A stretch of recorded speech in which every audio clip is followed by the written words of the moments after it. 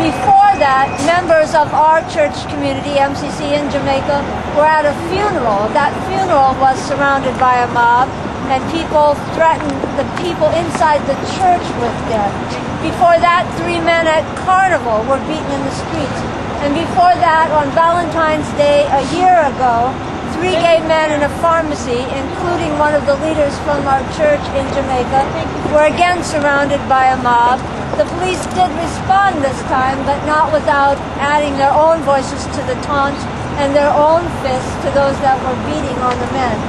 What we're here today to say is that enough is enough. This is not about divergence of religious opinion. It is not about differing social mores. It is about the immorality of any society condoning the murder of any of its citizens. Amen.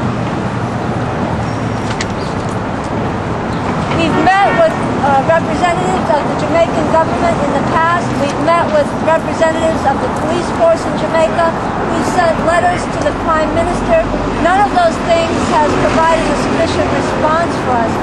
Today, we are taking the first step in calling the leadership of Jamaica to accountability for the lives of all of its citizens and demanding that the government step in to stop the violence and stop the hate.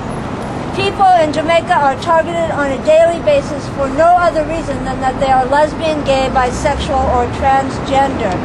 We are here today, as we used to say when we took to the streets for HIV and AIDS, to remember the dead, to pray for those who are recovering, and to fight like heaven for those who are still living.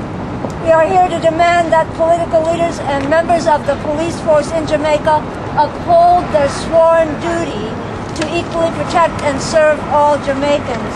The religious leaders in pulpits stop using their pulpits to condone violence and begin using them to speak out against using the Bible to bash anyone. And we are calling people of goodwill in Jamaica and around the globe to end their silence and speak out on behalf of mutual respect. Valentine's Day is a day dedicated to the celebration of love, and we are here today calling for the prevalence of love over hatred.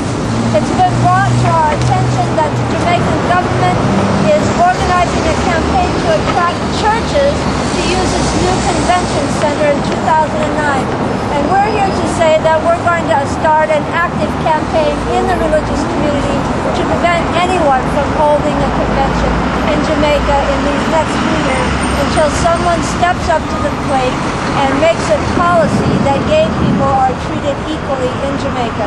The motto of Jamaica is, out of many people, one.